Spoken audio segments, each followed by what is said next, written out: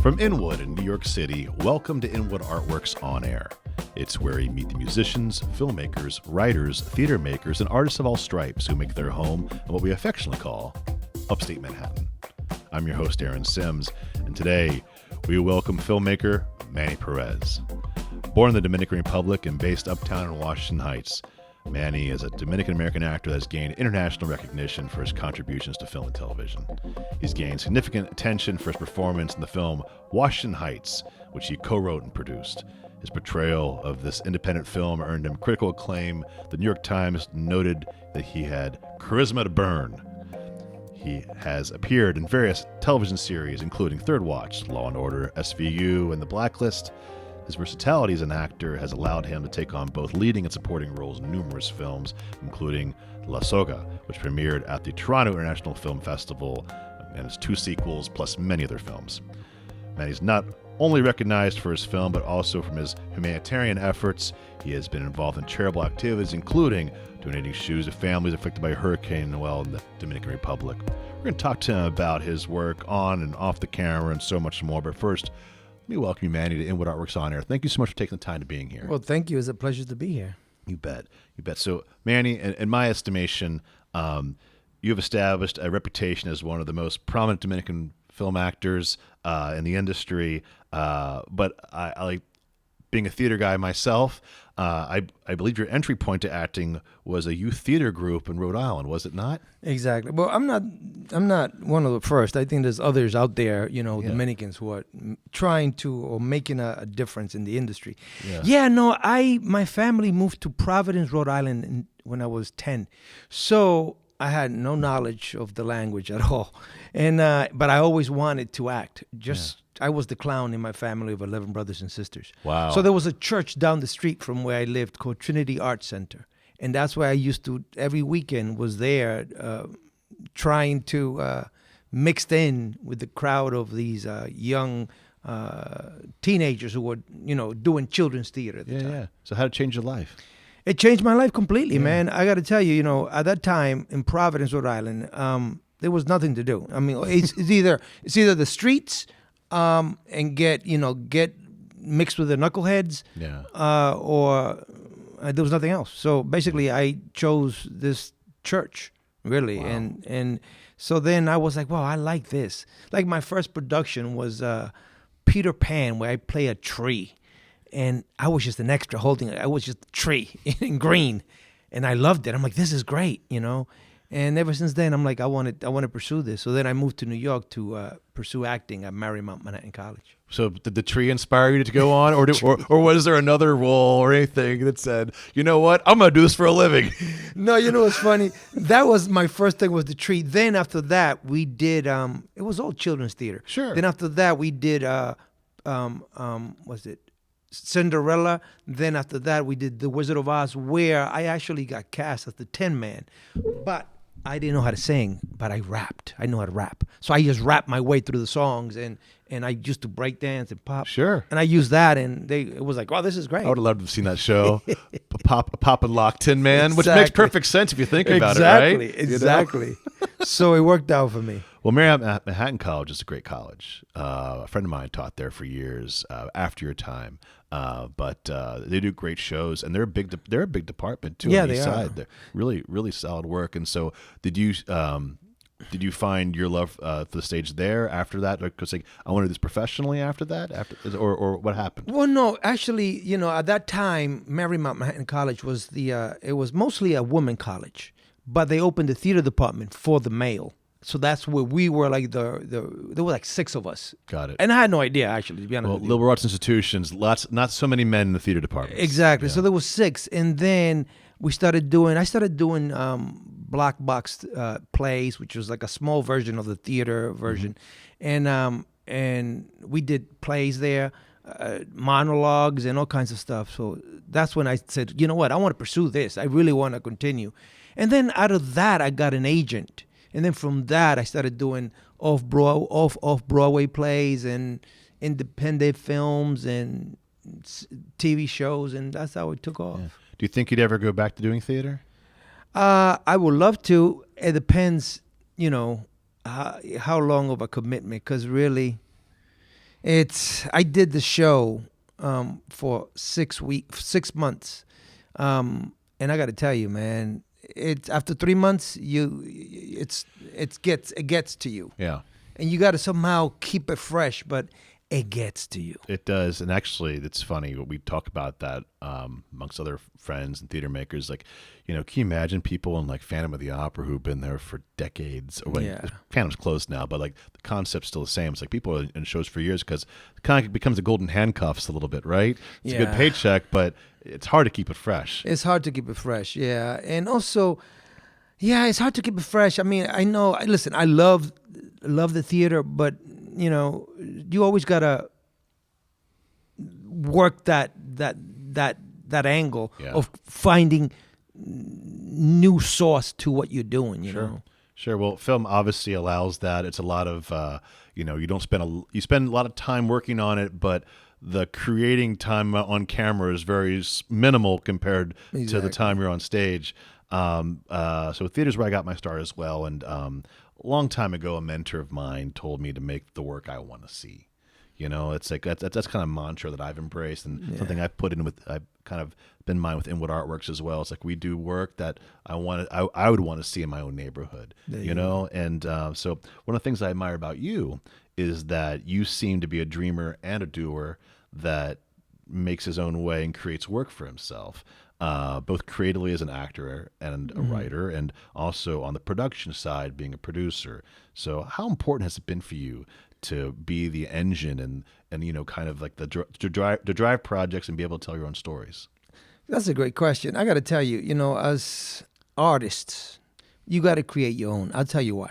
There was a moment in my life where I was doing a lot of TV shows, indie films, some Hollywood films, and I always play the bad guy.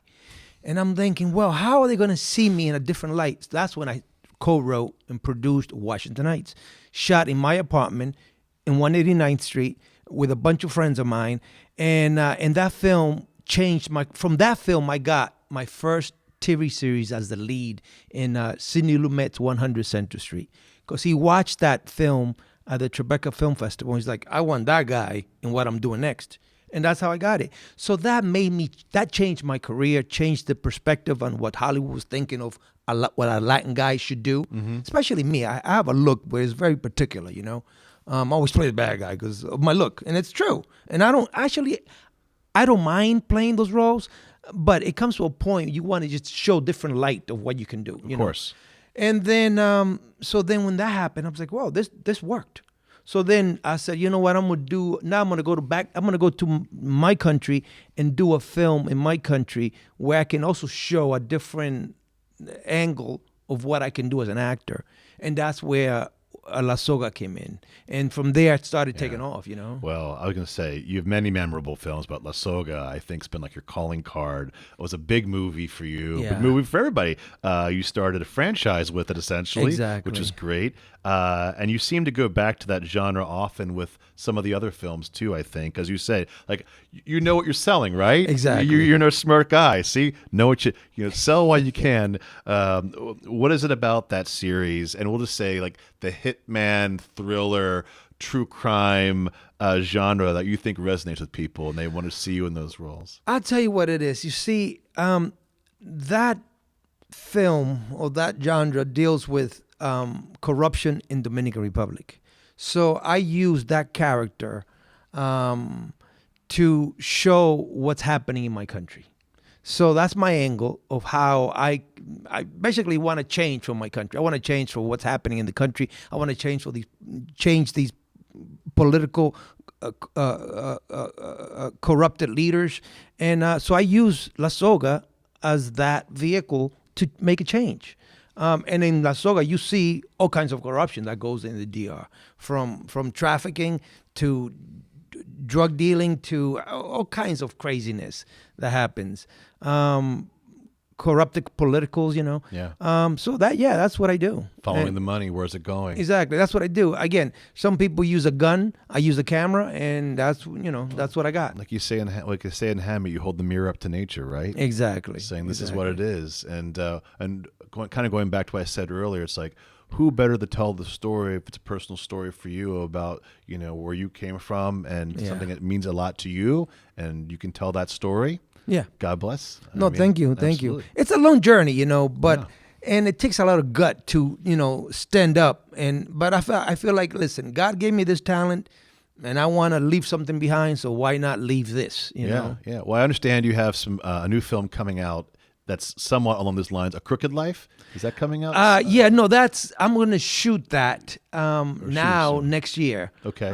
It's cruel. Yeah, but that's going to be shot next year. But it deals with that type of same kind of type elements. Yeah. Got it. Where did you read that? I do my research, buddy. Let me tell you, I not my first rodeo, and but I'll talk about something you and I talked about last time I saw you. Is that this past summer we had a free screening for the community of Veneno, the Jack Veneno story for the neighborhood community, which you graciously came and introduced. What was it like sitting in the audience there? Watching, I mean, I know you've seen the movie, not probably recently, but I'm saying you saw it when it came out, of course, and but seeing it with your own community. It was great.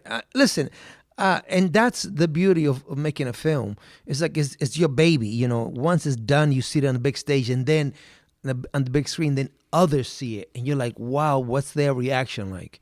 And it was, honestly, I love it. I would love to just show my films more often in the public, to the public, especially Dominicans, Yeah. And Dominicans who are here,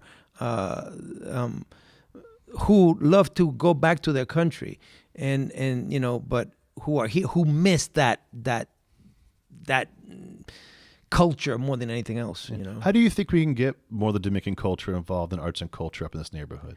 I guess good question. I feel like maybe talking to the political leaders that we have who are Dominicans, the Adrianos, the Manny de la Cruz, and get them involved. And we should. I think what you did was amazing, bro. I love that experience, and I think that should be done more often in our community. Well, to bring more films. Well, I would like to, because I think I would like to start because these are all free for the community, right? It's like we're not making any money off of this at all. Course. And my point is I want more people to know this is for them. Exactly. And so we would love to bring back free outdoor Shakespeare for the community or plays, or have more screenings in different parts of the community. So yeah, it'd be great to have more people. So if you're out there listening and you want to support stuff like that in this community, you want to get behind us, you know where to find me. But yeah, I just wanted to hear your thoughts on that, because I want to keep finding ways to keep inviting people in. Yeah, no, that was beautiful. That was an amazing experience, especially in summertime. Yeah, thanks. And you mentioned there may be a sequel in the works? Yeah, there is. Well, they're working on a script right now. Okay. Jack Veneno is basically, he's our Dominican Batman in regards to being a superhero. He was a wrestler, a Dominican wrestler who beat actually, what's that wrestler? Well famous. They used to call nicknamed the Blondie. They fought anyway. Ric Flair. He beat Ric Flair in a fight, and it's based on his life and where he came from, what he do, how it happened. Yeah.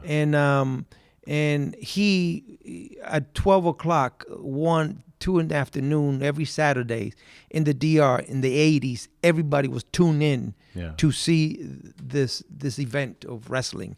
And Dominicans were really into wrestling at that time, and he was the champ. My dad took me and my brother to see, Andre the Giant and Macho Man and Hulk Hogan and Demolition, those guys when we were kids. So I loved it. It brought me right back to my childhood too. Yeah. I mean, I wasn't in the DR watching, but there's so many universal themes too and I loved how its story. I mean, you have to go watch the film for those who don't know it. But I love that it's a story. It goes beyond wrestling. It's about brothers. Exactly. It's about family. Exactly. And it's about community. Exactly. And so I'm curious where the second one will go. But you can keep that under your hat, I guess, until we know what's next. But anything else you want to talk about that if you can clue people in? Do you want to? Well, I also have I have 2 features that are coming out in the States this coming year. One is called The Final Hour, and I play a priest. He gives he gives the last rites to prisoners who are on their way to death row. Okay. So on this. Hey, that's a good spin for the role for you. Yeah, no, it's pretty great. All right. So the thing is, he has to give the last rites to the man who killed his family. Oh no. So there's a big conflict there. I mean, Yeah. it's huge. We shot this in Atlanta 2 years ago, and it's finally coming out. I think it's in January. Then in April, I have a horror flick. Imagine that, from a priest to a horror flick. It's called Bad Voodoo, and that was shot in Massachusetts, Worcester, Massachusetts. Okay. And that's actually pretty interesting. It's just a horror flick. But you didn't write that one. No. You're just acting. Neither one. You're just acting in I'm these. just an actor in it. Got it. But they're interesting films, and they're being done by new, up and coming filmmakers who are really trying to make a change. That's great for the industry, which I think is awesome. Well, particularly right now, and if you're paying attention to the news, there's a lot of consolidation happening right now with these big streaming platforms and the big studios, and maybe it is like the same as it ever was like 100 years ago when the big studios owned people and stuff like that. Yeah. Maybe it's like that. Maybe it's not. We'll only know until after we live through it. But what I do know is that I love the fact that independent film is here to stay, and people like yourself who are telling personal stories are putting it out there, and it makes life so much richer for people like myself who are interested in personal stories about our community and also about people who that could universally resonate with people all around the world that aren't coming from a big box like Warner Brothers or Netflix or HBO Max. Love the movies, don't get me wrong, but it's nice to have voices that perhaps would not be championed otherwise unless we step up ourselves and create those films. Yeah, but I wished, I wish that we had more theaters where we can show these indie films. Well, don't you think we need a theater in Inwood? Of course. I mean, the Coliseum's gone at 181, still sitting there, that used vacant to be a great lot, space. That used vacant to be a great lot. Space, yeah. I mean, we have the United Palace that does movies here and there, but no one shows more movies than I do, and we do it outside, and we get creative. So, exactly. I would love to create a small boutique theater up That would here. be amazing. Honestly, it would be amazing, especially now, because I feel like, for example, these two films that are coming out, they're going straight to streaming because these theaters are not releasing indie films like they used to, back in the day. And that's not good. It's just not good. You want to see those films in the big screen, Yeah, well, it kind of leads me to things like who are the tastemakers, right? Exactly, So it's tricky, man. It's a tricky business, Sure is. Well, I'm glad you're here to stay. I'm glad you keep on making work. Well, thank you. And thanks so much. And where can people go to find out more about your work? You have a website or anything you can point them to? I don't have a website, but I do have an IG, Instagram account that, that I always put information. Manny Pérez 1, Manny Pérez 1. Gmail.com, or just Manny Pérez 1, and then also Facebook. It's Manny Pérez 1, and that's it. Those are the two things. In Twitter, I use still Manny Pérez 1. So you can see what he's up to, follow him, champion his work, and keep on doing the good stuff, man. Well, thank you so much. I appreciate it. My pleasure. So I want to thank again Manny for showing up here and being part of our Artist Spotlight edition of Inwood Art Works on Air. Hey, this is where you meet musicians, writers, theater makers, filmmakers, and artists of all stripes that make their home here in what we affectionately call upstate Manhattan. If you have a moment, please show us some love right now and give us 5 stars on whatever platform you're listening to or watching on YouTube. We greatly appreciate it. Many thanks for Good Shepherd here for hosting us and to hidesites.com for uptown promotional support. Hey, by the way, you could support Inwood Art Works on Air. We're a nonprofit. We could use your help to keep putting those free outdoor films out there like Manny's. Feel free to donate at inwoodartworks.nyc/donate. We greatly appreciate it.